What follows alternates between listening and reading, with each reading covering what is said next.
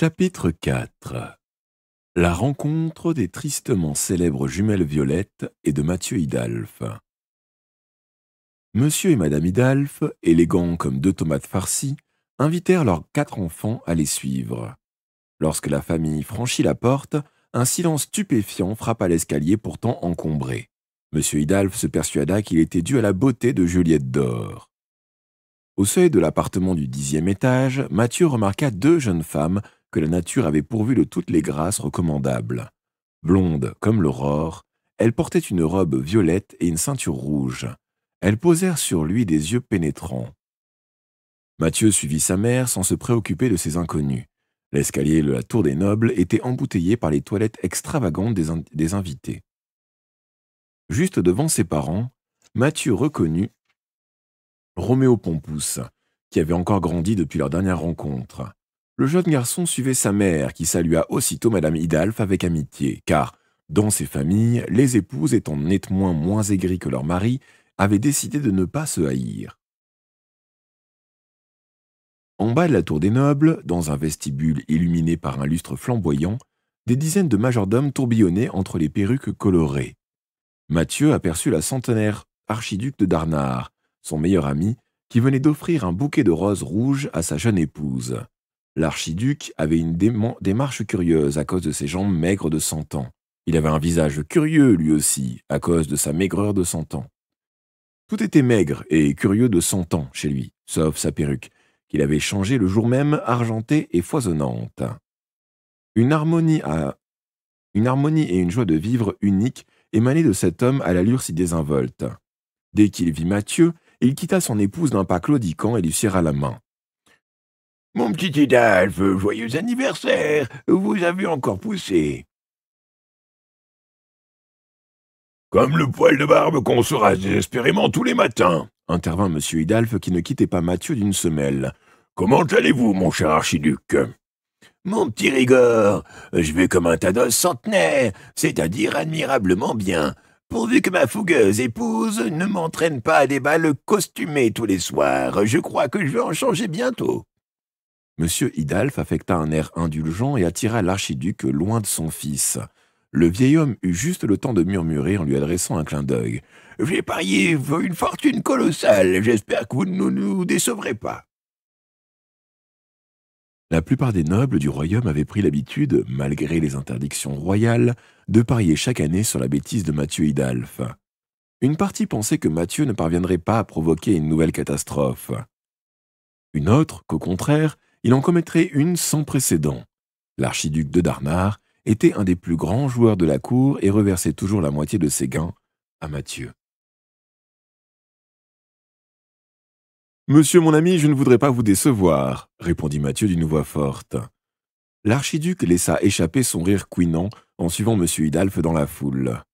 Mathieu chercha ses sœurs, mais elles s'étaient déjà évanouies parmi les autres enfants de la noblesse.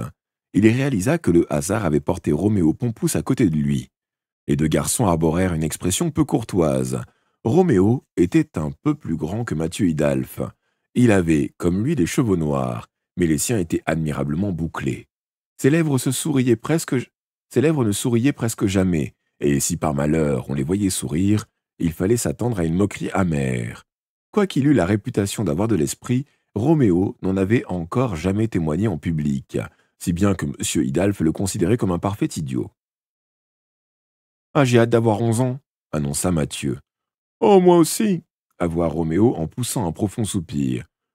« Je n'en peux plus d'avoir 10 ans. » « Je vais tenter d'obtenir une dérogation pour entrer à l'école dès l'année prochaine, n'est-ce pas ? » « Tu vas, tenter d'obtenir une dérogation pour entrer à l'école dès l'année prochaine, n'est-ce pas ? » « Oui, » admit Roméo à voix basse en surveillant son père. « Il paraît que l'épreuve du prétendant est redoutable, mais qu'on a peu de chance d'y mourir. Ce qui est dommage d'un certain point de vue, car les candidats qui meurent pendant l'épreuve sont acceptés à titre posthume à l'école. » Roméo sourit vaguement, puis les 2 enfants se perdirent dans leurs pensées, ayant oublié qu'ils se détestaient. « Oh, tu devrais faire attention, Mathieu Hidalphe, » dit soudain Roméo. « Attention à quoi ? » ?»« À ta bêtise. Puisque je suis solélin et que tu es darnois, je ne devrais pas te le dire, mais tu as tellement d'ennemis pour te nuire.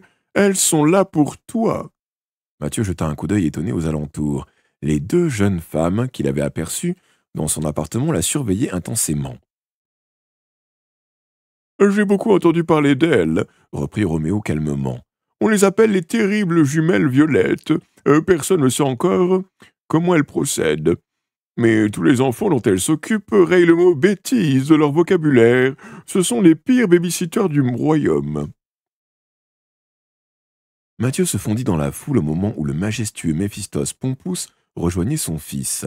Lorsqu'il sortit de l'autre côté de la salle, les deux jeunes femmes l'attendaient effectivement. Voilà tout ce qu'avait imaginé son père. Deux baby-sitters. Mathieu soupira. Il en avait connu en disant des nounous soldats, des professeurs nounous, des soldats nounous, et ainsi de suite. Aucun n'était resté plus d'une semaine au manoir, et la plupart n'avaient même pas reçu d'indemnité de la part de son père. Il avança tout droit dans la direction de ses ennemis, qui parurent quelque peu surprises par son audace. « Que voulez-vous, mesdames » demanda-t-il avec dignité. « Nous sommes les célèbres jumelles Mélusine et Méchantine Violette, aînées d'une famille de 12 enfants, » répondit Méchantine, la première des deux femmes. « Nous avons 10 frères et nous connaissons toutes les bêtises possibles sur le bout des doigts. » Du doigt, ajouta la seconde, comme si elle récitait une carte de visite. Je suis enchanté, répondit Mathieu poliment. Je suis pour ma part le célèbre Mathieu Idalphe, frère de 3 sœurs, et je connais tous les stratagèmes des grandes sœurs caractérielles et des parents à court d'arguments. Les grands esprits se rencontrent, ironisa Mélusine. Vous êtes donc des espionnes s'intéressa Mathieu. Nous sommes des espionnes avec autorisation de fesser, répliqua Méchantine, et notre réputation n'est plus à faire. Mathieu releva son sourcil droit, comme il aimait le faire lorsqu'il voulait traduire l'étonnement. La plus souriante des jumelles, Mélusine, sortit de son chignon un papier froissé. Elle le tendit gracieusement à Mathieu, qui reconnut l'écriture illisible de son père. « Je suis signé Rigor Idalphe. Cède pour la soirée du roi mon droit de fesser aux sœurs Mélusine et Méchantine Violette, experte certifiée en garde d'animaux sauvages, avec droit spécial de fesser les culottés publics, en cas de bêtise, même moindre du sournois Mathieu Idalphe. » « Voici ma meilleure offre, » commença Mathieu d'un air de défi. « Démissionnez ce soir avant qu'il ne soit trop tard. Car après mon séjour au château, j'aurai accompli une telle bêtise que votre réputation sera perdue à tout jamais. »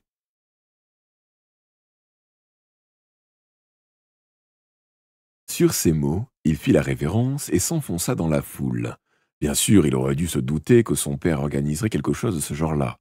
Mais il comptait bien lui montrer qu'il était plus intelligent qu'un animal sauvage. Rien, pas même une prison, ne l'empêcherait de réaliser son chef-d'œuvre. Sa bêtise aurait lieu, et M. Idalphe en serait malgré lui un des principaux acteurs. Un valet fit tinter une petite cloche située sous le lustre. Le troupeau des convives prit la direction de la salle cérémonie par ordre d'influence. La famille Idalphe était donc 10e, ce qui fit rougir de honte M. Idalphe. Mathieu gardait à présent un œil sur Mélusine et Méchantine, qui le suivaient comme son ombre. Il était assez fier d'avoir 2 baby-sitters à la réputation si sulfureuse, dévoués à sa surveillance.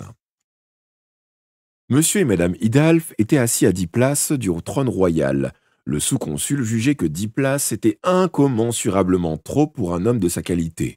Mais si le consul de Darnard avait la bonne idée de trépasser pendant l'hiver, Monsieur Idalphe grimperait à la 2e place, juste derrière le consul de Soleil, et 112 nobles astriens élaboraient les mêmes calculs que lui à l'immense table rectangulaire.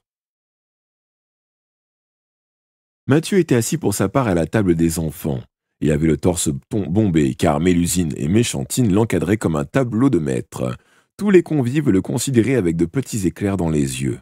Oui, c'était bien lui, Mathieu Idalphe, le génie de la bêtise, le premier enfant à avoir fait la couverture de l'astre du jour.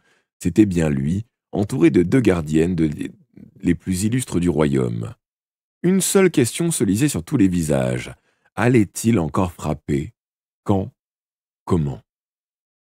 À droite de la table des nobles resplendissait la table ronde et argentée de l'élite astrienne, autour de laquelle tous étaient égaux.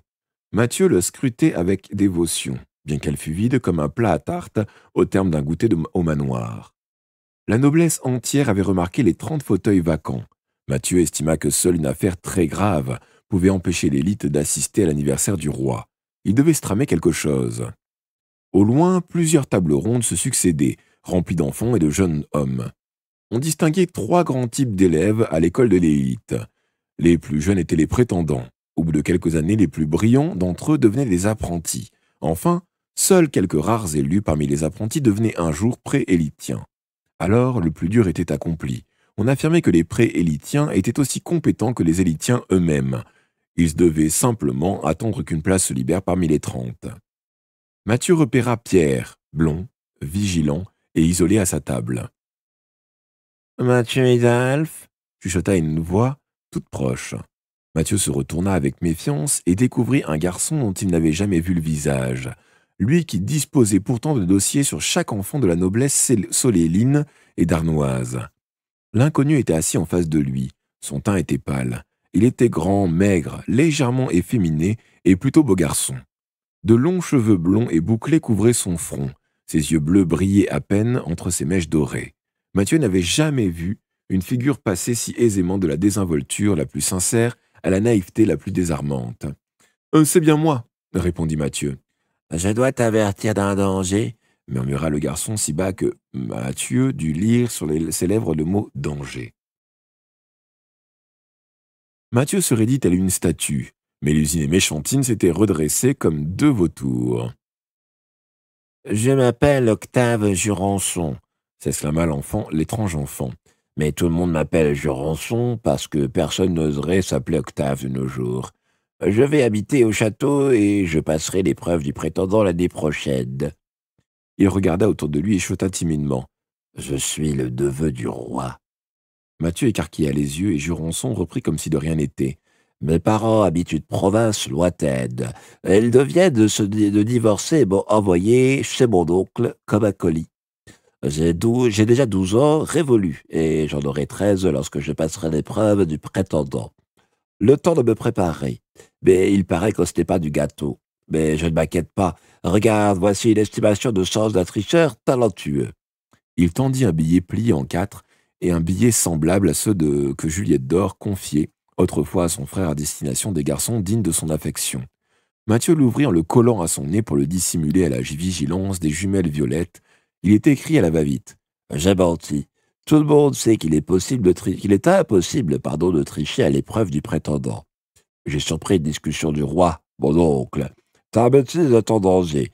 Cet idiot de Poussé Bergamote, premier mage de la cour, a créé un bêtisomètre. Une peau d'âne te recouvrira si tu as prévu une bêtise. Plus ta bêtise sera grosse, plus tu resteras longtemps sous ta forme d'âne. Pour le coup, des nymphètes par exemple, les spécialistes ont estimé la transformation à 2 ou 3 semaines. » Mathieu releva la tête alarmé. Il n'y avait pas un mot de plus. « Oh, 2 à 3 semaines pour les nymphètes ?» s'écria-t-il. « Alors je risque de les transformer en âne pendant 2 à 3 ans, je dois m'enfuir. » Il analysa la situation, le teint livide, préparant sa retraite. « Regarde, j'ai aussi la liste de tous les enfants de 11 ans qui sont parvenus à obtenir une dérogation pour l'épreuve, » ajouta Jurançon en plissant les yeux bleus.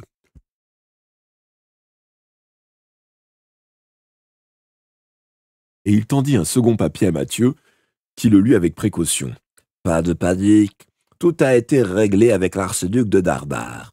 Dans une minute, un valet va passer à notre table pour proposer un horrible jus de légumes. Il s'agit d'un antidote anti-métamorphose, conçu par Bergamote lui-même et acheté par l'archiduc à son insu. Tu en consommeras en fonction de la gravité de ta bêtise, et tout se passera bien. » À peine Mathieu avait-il achevé sa lecture que des protestations dégoûtées s'élevèrent à la table des enfants.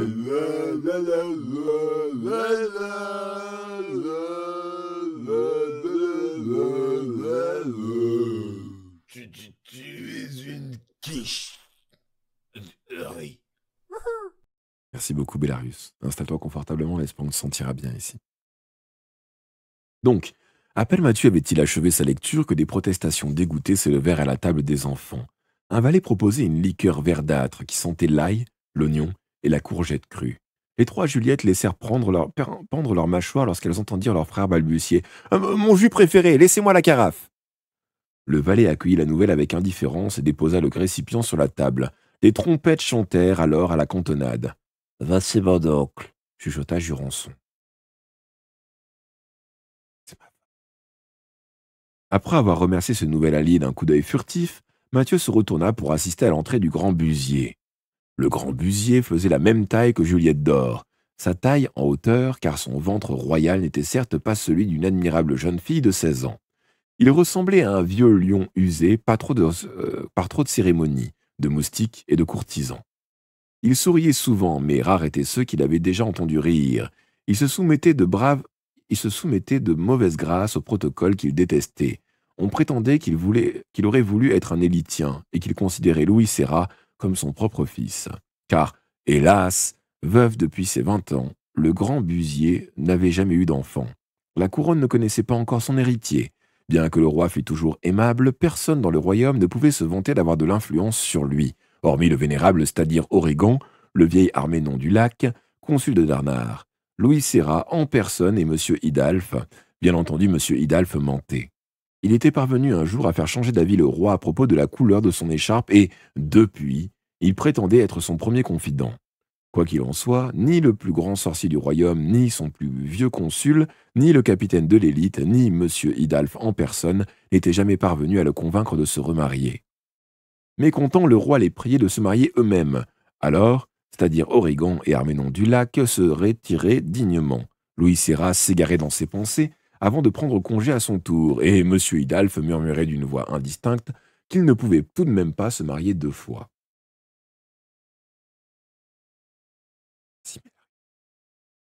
Au terme d'un discours sans intérêt que le roi écourta de moitié aux grandes dames de son conseiller en communication, un profond silence se fit. Le grand busier réclama activement l'attention de la cour. « Si certains vieillissent d'un an ce soir, d'autres grandissent cependant. » s'exclama-t-il avec un regain d'énergie. « Voilà 10 ans, pour la première fois, mon anniversaire a été interrompu par les vagissements de celui qui allait devenir une légende. Je souhaite un joyeux anniversaire à Mathieu Idalphe. » Le roi avait parlé d'une voix ferme et déterminée. Un sourire nouveau illumina son visage. Un sourire adressé à Mathieu, qui considéra la carafe de jus de légumes posée devant lui en estimant qu'il lui faudrait 10 secondes pour la vider entièrement. Le grand busier, dont les traits étaient creusés par la fatigue et qui paraissait souvent le double de son âge, rajeunit en sortant un étrange objet de sa cape royale. Il s'agissait d'une boule de cristal des plus ordinaires. Étincelante malgré la vive luminosité des nymphètes qui balayaient le plafond de la salle. Cérémonie. Oui. L'étrange objet capta l'attention de chacun, et surtout de M. Idalphe, qui tremblait de la tête aux pieds, tandis qu'un valet emportait la boule vers Mathieu. Le roi expliqua à la cour attentive. « De tous les membres de la noblesse, Mathieu Idalphe est sans doute celui qui prépare mon anniversaire avec le plus de minutie. Il a toujours réussi, jusqu'à maintenant, à déjouer notre vigilance. Pour le remercier de ses efforts, voici le cadeau que je lui offre pour ses 10 ans. Cette boule de cristal a été soigneusement élaborée par le premier mage de la cour, Poussé Bergamote, avec l'assistance du docteur Choupon. C'est un bêtisomètre. » Un vieillard assis à la table des nobles, vêtu d'un costume violet du plus mauvais goût, se leva et salua l'audience. Mathieu en entendait souvent parler chez lui. Son père considérait le mage Bergamote comme un illustre parvenu, un imbécile et un incompétent notoire. « Le mage Bergamote, » reprit le roi, qui ne s'était pas pour autant amusé depuis 2 ans. Reprit le roi qui ne s'était pas autant amusé depuis 2 ans. A conjugué les arts divinatoires et les arts de métamorphose pour réaliser cet ustensile révolutionnaire, si bien que celui qui le tient entre les mains, s'il s'apprête à commettre une bêtise, doit se métamorphoser en âne instantanément.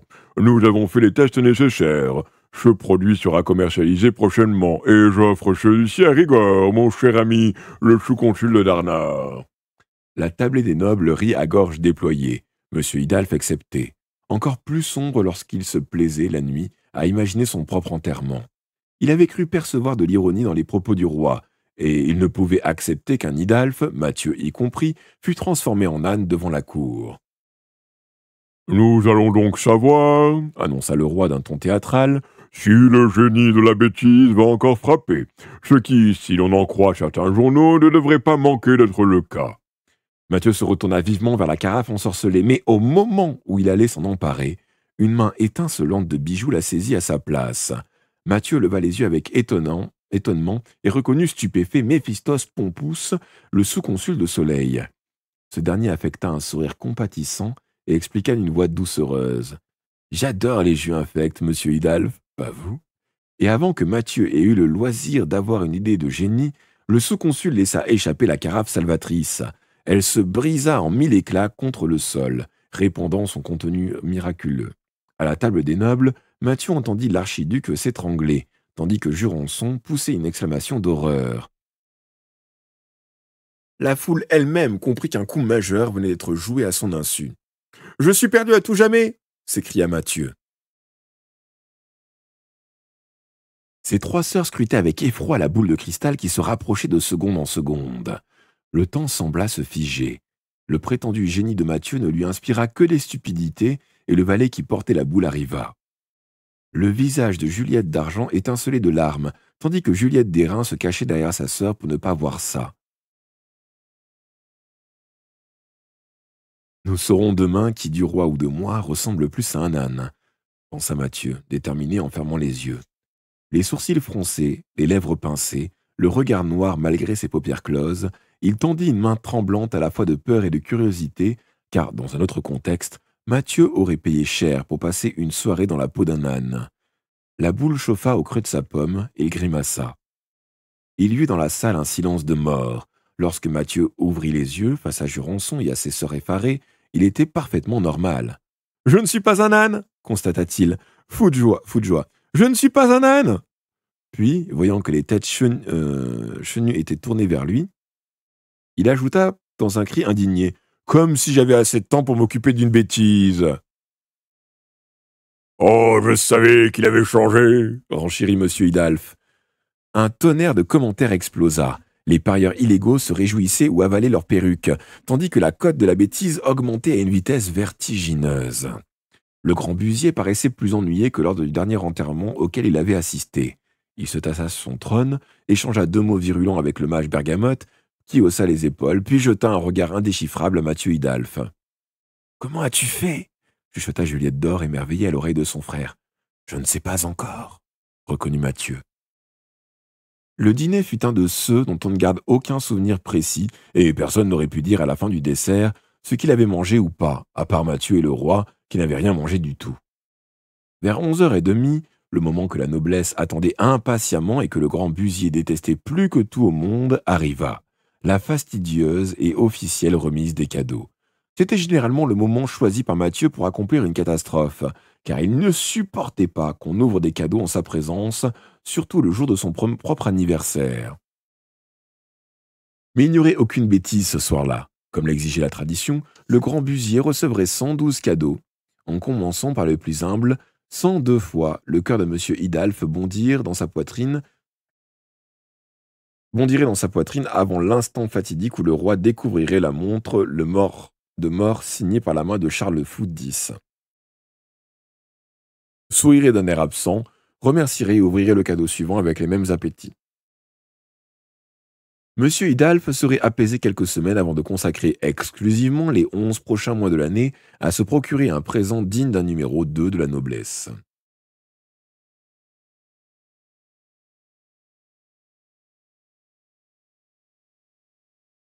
Mathieu profita de la confusion prodigieuse qui régnait dans la salle cérémonie pour fausser compagnie aux sœurs Violettes.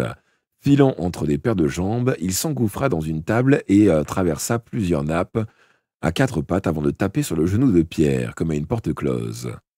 Tandis que le roi commençait à ouvrir la série interminable de cadeaux, Pierre présentait à Mathieu, qui soulevait discrètement la nappe, les personnalités de l'école de l'élite. Il lui montra d'abord une jeune femme aux cheveux noirs comme la nuit, aux yeux verts, aux lèvres incarnates. Ses traits majestueux trahissaient un sang-froid exceptionnel. Sa beauté était rare et subtile.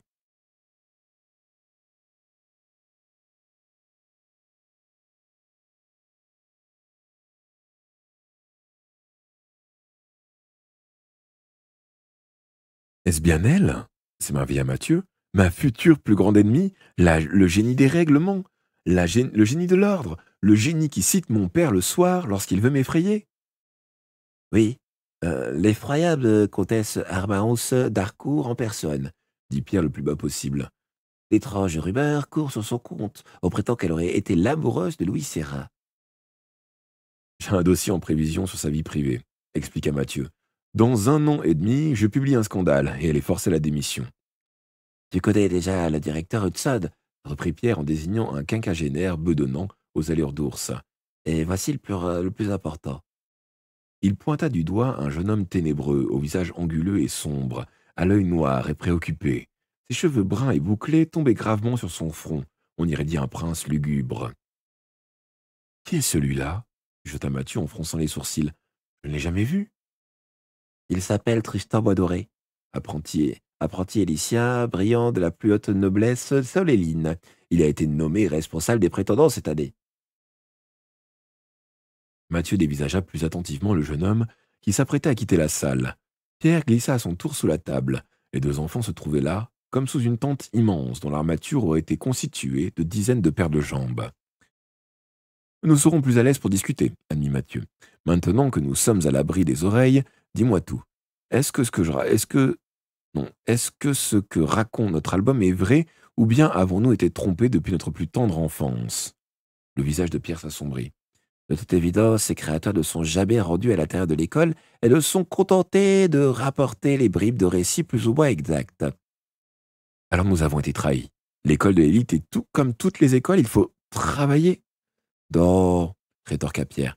C'est tout le contraire. L'école est stupéfiante. Il n'y a quasiment aucune interdiction. La seule loi formelle a été dictée par la comtesse. Il est interdit de mourir. Pierre marqua un arrêt et demanda d'un ton soucieux. Est-ce que tu as commencé à préparer ton épreuve de prétendant? Il ne faut pas que tu la prennes à la légère. Oh, je ne la prends pas du tout à la légère, protesta Mathieu. Je la prépare depuis un long moment. Pierre parut agréablement surpris. Alors Mathieu s'exclama. Je vais tricher. Pierre perdit son sourire, tandis que celui de Mathieu illuminait son visage. Mathieu, je sais que tu n'aimes pas les remontrances, mais pour une fois, écoute-moi bien. Le service des fraudes est redoutable. Bien plus redoutable que ton père. Peut-être qu'il n'a même déjà commencé à enquêter sur toi. Et si tu as découvert, tu seras interdit d'épreuve toute ta vie et tu ne pourras plus me rejoindre. Personne n'est jamais parvenu à tricher et à l'épreuve du prétendant.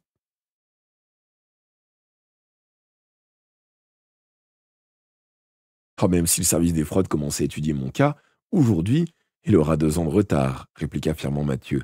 Je cherche une tricherie indécelable depuis mes 8 ans. Et tu l'as trouvé? Ce fut au tour de Mathieu de perdre gravement son sourire. J'ai présenté 7 enfants pour tester différentes idées, expliqua-t-il. Des enfants de la noblesse se moquant de l'école et qui étaient ravis de sacrifier leurs épreuves en échange d'une belle somme d'argent. Tous ont été éliminés et sont interdits d'épreuves à vie. Pierre Chapelier fut abasourdi. Mais comment as-tu procédé pour faire concourir autant de candidats? Tu as dû trouver.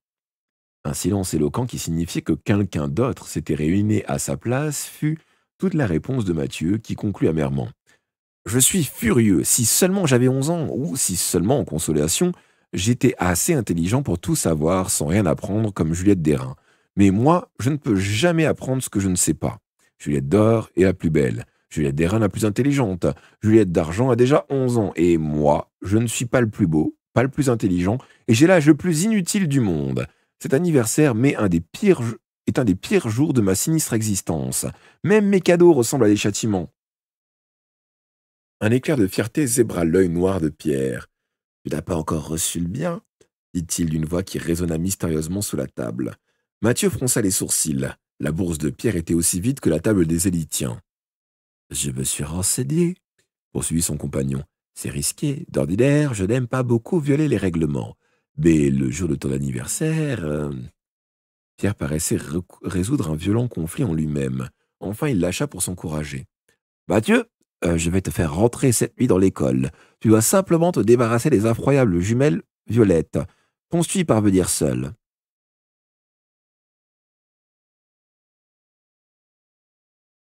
Fou de joie et stupéfait, Mathieu ne réussit pas à formuler de réponse.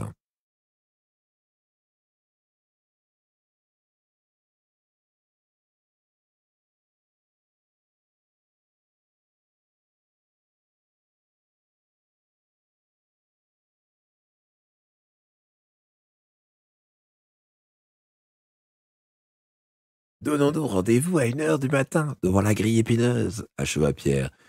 D'ici là, ne nous lançons plus un regard, il faut se méfier de tout le monde. 1 heure du matin, devant la grille de l'école, répéta une voix que Mathieu ne reconnut pas. Mélusine accroupit. Attends.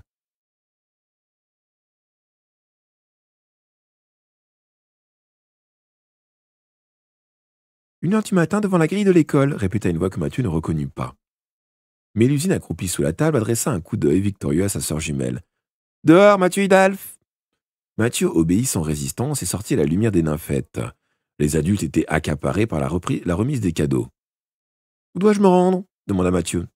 À la table des enfants, dans votre fauteuil, entre ma sœur et moi-même, répondit Mélusine.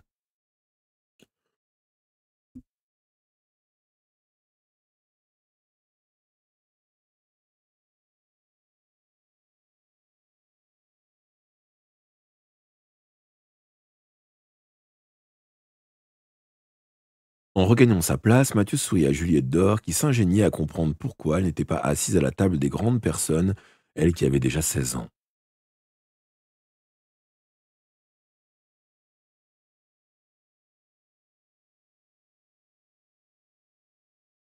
Tu es encore plus belle que d'habitude ce soir, dit-il doucement. Merci, mon Mathieu, répondit-elle d'un ton distrait. Tu as raison de laisser pousser tes cheveux. Les traits de Juliette s'assombrirent. Pourquoi? Demanda-t-elle d'une voix sèche. Pourquoi? Demanda-t-elle d'une voix sèche. Je trouve que cette longueur me va ravir, n'est-ce pas? Non, mais c'est sûr qu'elle cache mieux tes oreilles, conclut son frère en haussant les épaules. Sa sœur rougit comme une hidalphe, se redressa vivement et, faute de pouvoir lui asséner un soufflet digne de celui de Marie-Marie, elle lui lança à la figure le premier verre à portée de main, avant de s'enfuir pour pleurer à l'abri des médisances.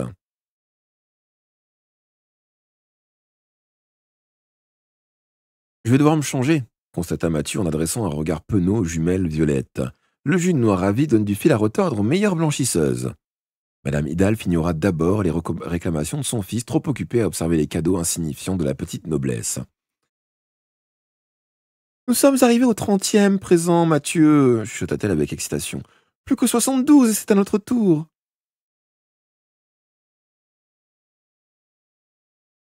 Mais maman, j'ai parlé à Juliette de ses oreilles, répliqua Mathieu. À ces mots, Madame Hidalphe se retourna avec appréhension. Elle posa une main sur sa bouche, scandalisée, en découvrant les habits de son fils. File te changer, que personne ne te surprenne dans cet état, ordonna-t-elle. Elle confia la clé de l'appartement à Mélusine et Méchantine et ajouta d'un ton sévère. Où est ta sœur? Mathieu désigna une porte au hasard. Juliette avait pris la poudre d'escampette, tandis que Madame Hidalphe partait à sa recherche. Il traversa la salle cérémonie d'un pas guilleré, déterminé à y revenir sans ses 2 baby-sitters. Que sont devenus vos 10 frères? Demanda Mathieu à ses tortionnaires en pénétrant dans la tour des nobles. Ils sont devenus sages comme des images, répondit Méchantine. Certains d'entre eux occupent d'ailleurs des places que vous leur envieriez. C'est drôle, reprit Mathieu, parce que moi, j'ai l'habitude des grandes sœurs et vous des petits frères. Mais vous avez l'avantage d'être 2. Il me faudrait quelqu'un d'autre pour que le combat soit équitable. Ne me dites pas que vous voulez nous fausser compagnie, se moqua Méchantine. Ce serait peine perdue. Votre bêtise n'aura pas lieu, Mathieu Hidalphe.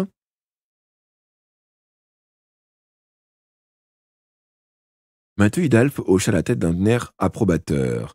Il était arrivé à la porte de l'appartement des Hidalphe. Mélusine l'ouvrit d'un tour de clé et entra la première dans le salon, qu'une nymphette éclaira en 2 battements d'ailes. « Vous gardez vraiment des animaux sauvages ?»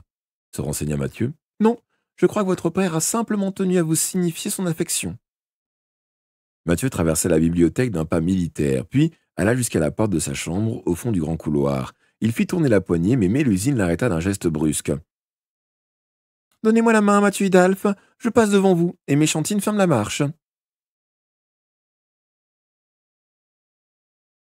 Oh, vraiment? On ne croirait pas que c'est mon anniversaire aujourd'hui, » répliqua Mathieu mécontent. Mais dans la pénombre, il arborait un sourire triomphant auquel les jumelles ne prirent pas garde.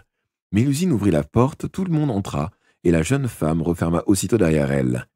Cependant, la chambre était plongée dans une obscurité totale. « Que fabrique la nymphette chargée de cette pièce ?» demanda prudemment Méchantine. « Oh » fit Mathieu d'un ton indifférent. « Je suppose qu'elle s'est fait dévorer. » Qu'elle s'est fait quoi? Dévorer, répéta Mathieu. C'est ce qui leur arrive la plupart du temps. 6 yeux verts jaillirent de nulle part, juste sous le nez des sœurs Violettes, qui poussèrent un hurlement strident en lâchant la main de Mathieu. Eh bien, mon cher Bouche-tout, fit Mathieu perplexe, une de tes têtes s'est endormie? Aussitôt 4 nouveaux yeux s'allumèrent dans l'ombre comme des bougies, provoquant un ultime élan de panique chez Mélusine et Méchantine.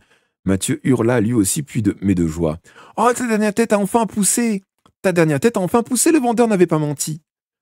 Un miaulement répondit et Mathieu comprit avec déception que les 2 prunelles dorées appartenaient au chat de Méphistos Pompous, allongé sur un des museaux de son chien. Bouche-tout commença à grogner par politesse et Mathieu annonça gravement. « Mesdames, je vous conjure, je vous conjure de ne pas vous faire dévorer. À cause de l'article 2, je suis responsable des dégâts humains. À chaque fois que Bouche-tout dévore quelqu'un, je suis puni. C'est une semaine de punition pour un animal, mais c'est 6 mois pour un humain. Si vous faites manger toutes les 2, je suis sûr que mon père me comptera 1 an, même si vous êtes jumelles. »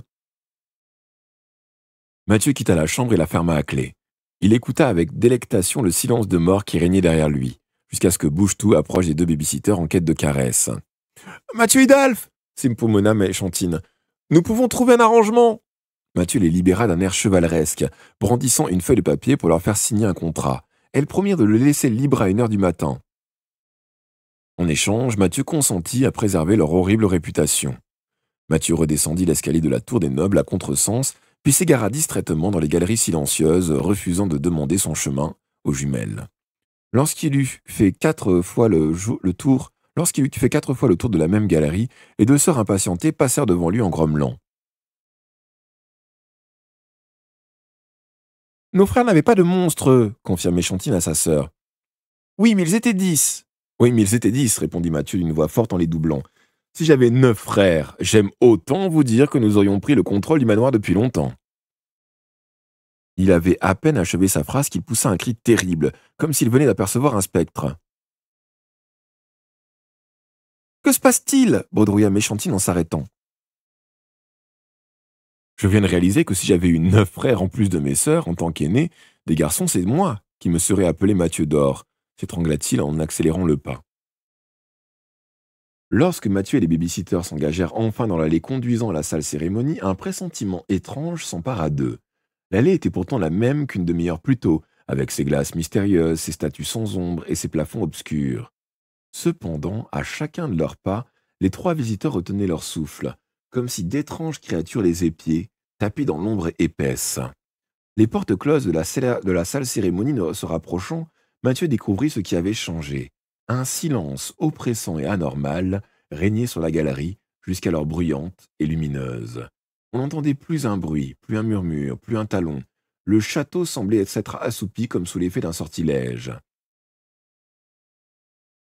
« Comment un tel silence, commença Mélusine, a-t-il pu tomber sur l'allée du roi ?» compléta Méchantine en emboîtant le pas à Mathieu. Mathieu fronça les sourcils, sa bêtise serait-elle arrivée avec un jour d'avance? Les jumelles poussèrent timidement la porte gigantesque de la salle cérémonie et s'arrêtèrent sur le sol, stupéfaites. Mathieu regarda à travers leurs bras tendus et écarquilla les yeux. La plus grande salle du château était presque entièrement plongée dans l'ombre, seuls 2 ou 3 nymphètes voltant encore à côté du grand lustre éteint. Mais le plus frappant, le plus saisissant, le plus terrible et le plus merveilleux, c'était que la salle était déserte.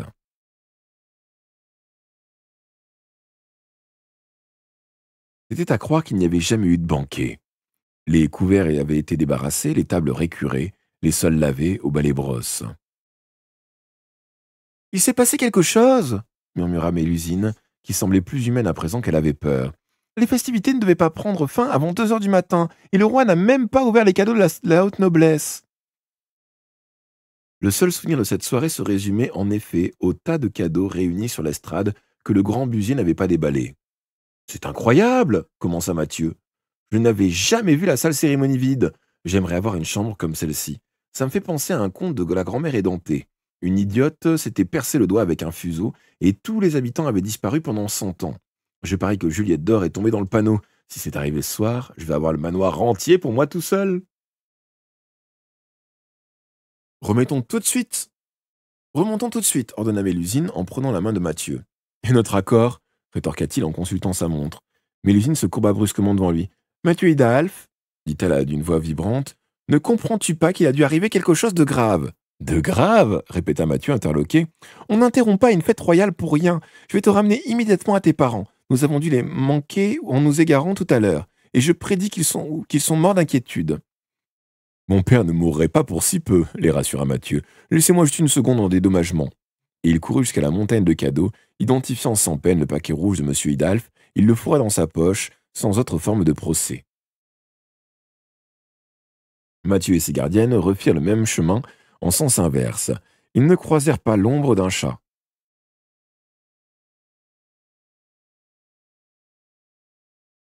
L'escalier de la tour des nobles était aussi vide qu'auparavant. Une seule nymphette effectuait des grands allers-retours pour éclairer les marches. Mathieu sentait la main de Mélusine trembler légèrement dans la sienne. Et si ses parents n'étaient pas rentrés? Et si tout le monde avait véritablement disparu? Une frayeur intense s'insinua en lui. Il fallait absolument que la seconde soirée de l'anniversaire du roi soit maintenue, sinon sa bêtise ne pourrait pas avoir lieu. Ils atteignirent enfin le 10e étage de la tour. La nymphette se stabilisa au-dessus d'eux pour éclairer la porte, sur laquelle étincelait l'illustre nom des Hidalf. Mathieu saisit son courage à deux mains, mais ce fut Mélusine, un peu essoufflée, qui frappa 3 coups.